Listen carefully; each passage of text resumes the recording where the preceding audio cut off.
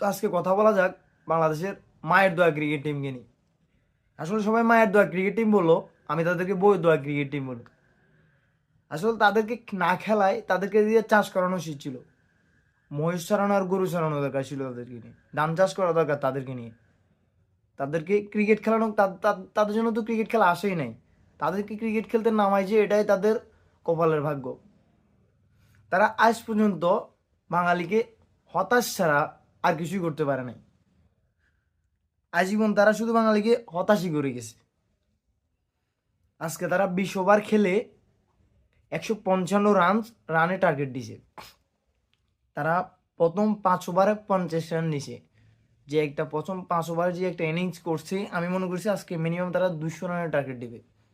যাই হোক, পর পর উইকেট পড়তে পড়তে তারা উইকেটটা আমি বাদে দিই, 10 ওভারের ভিতরে ভালো উইকেট পড়ে গেছে তাদের। যাক, উইকেটের কথা বাদে দিলাম। তো প্রথমে যে রানটা আনছে তারা 16 ওভারে, লাস্ট প্রথম 5 ওভারে 50+ করে ফেলছে, কিন্তু লাস্টে 16 ওভার যায় তাদের 116 রান ছিল। যাই হোক, শেষে 20 ওভারে তারা 155 রানের টার্গেট দিছে। 155 রানের টার্গেটে শ্রীলঙ্কা ব্যাটিংয়ে নামছে। ব্যাটিংয়ে নামার পর শ্রীলঙ্কা 19 ওভারে তাদের সাথে 19 ওভারে 59 রানে তাদের সাথে ম্যাচ উইন হয়ে যায়। তো আমি বলি, বাংলাদেশ বোর্ডে ক্রিকেট বোর্ড যে দায়িত্ব, ক্রিকেট বোর্ডে যে সভাপতি হিসেবে দায়িত্ব পালন করতেছে, তাকে বিনীতভাবে অনুরোধ করব যে লিটন দাস, লিটন দাসকে ক্রিকেট থেকে সরিয়ে ফেলা উচিত। এই নামটাকে ক্রিকেট থেকে বাদ দিয়ে দেওয়া উচিত। কারণ আমি যতগুলো ক্রিকেট ম্যাচ দেখছি বাংলাদেশের ন্যাশনাল টিমে, মানে বাংলাদেশ ন্যাশনাল টিমে যতগুলা ক্রিকেট খেলা দেখছি, প্রত্যেকটা খেলায় তার বাজে পারফরমেন্স। একটা পারফরমেন্স সে কখনোই ভালো করতে পারে নাই।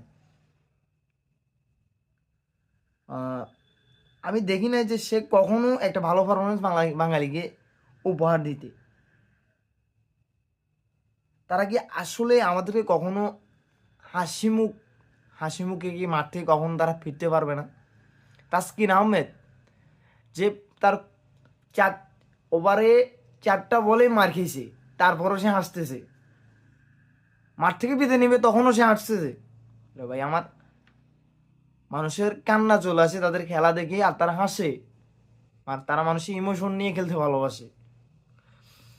মানে তারা এত এত বাজে পারফরমেন্স করছে আজকে, যেটা আমি ভাষায় বলতে পারতেছি না।